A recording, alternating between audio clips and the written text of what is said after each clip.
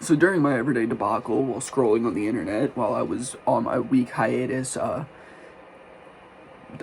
house sitting for some friends, I came across this new story that just came out where a female DoorDash driver walked in on a delivery, saw a naked man, and claimed sexual assault. Now, I'm always here to listen to the woman's side because sexual assault's a really big thing. Whoever the victim is, I'm always going to listen to them first and believe them. But then she doubled down. So let me give you the full story. A man puts in a DoorDash order, and I don't know what he was doing. Maybe he was sitting on his couch gooning a little bit. Maybe he was just trying to feel the wind, just try and embrace what being a human is like. And he falls asleep on his couch.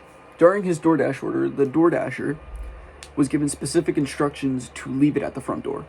His front door was cracked a little bit. So what she did was bring it inside, because what does every law-abiding citizen do? Trespass. So she walks inside and she sees a naked man on his couch. So what she does is she feels kind of weird, so she starts recording. Now, just to clarify, the man is asleep. He's completely not conscious currently. He's asleep on his couch in his home, in the confines of his house. And the woman starts recording him because she feels uncomfortable.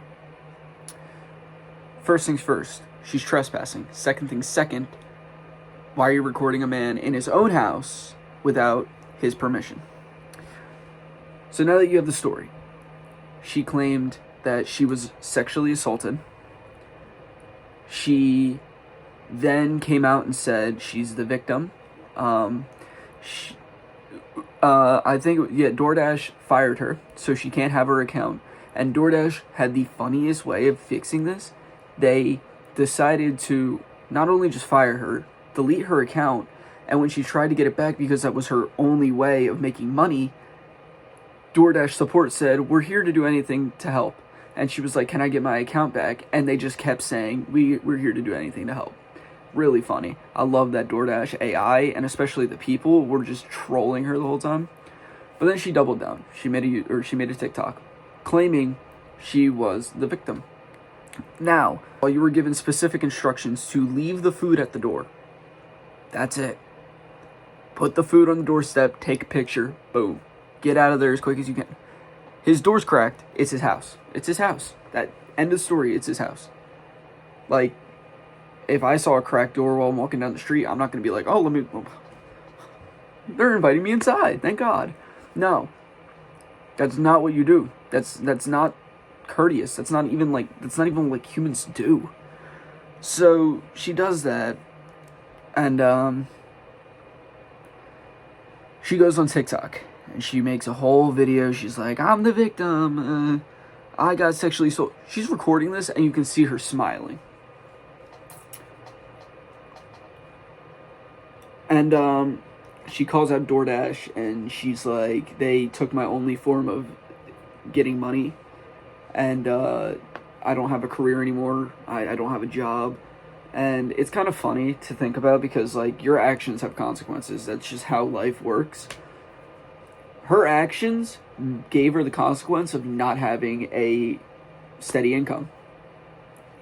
That's all I can say. Like, what else are you going to do? Like, you see an open door, leave it. You have specific instructions, leave the food at the door and go home or go get another order. Like, you can make more money. Now, there's some speculations. They think that the guy didn't leave the tip on the app. So she saw the cracked door and was going to go ask him for the tip.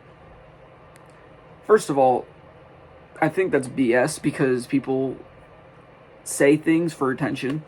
And I think she's not walking into somebody's house to push a tip. Tipping culture in America is terrible.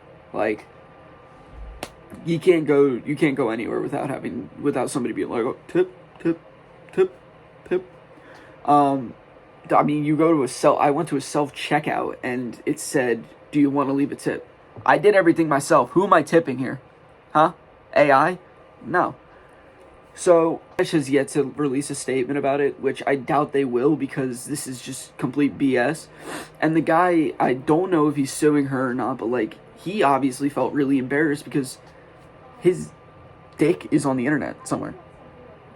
So, it's just a weird situation all around. It would be cool to see if DoorDash releases a statement about it, just to see what their take on it is, because it's an unusual situation to begin with, and second of all, it's just like, you know, she could get jail time for that, like, really, and I don't think they're pressing charges.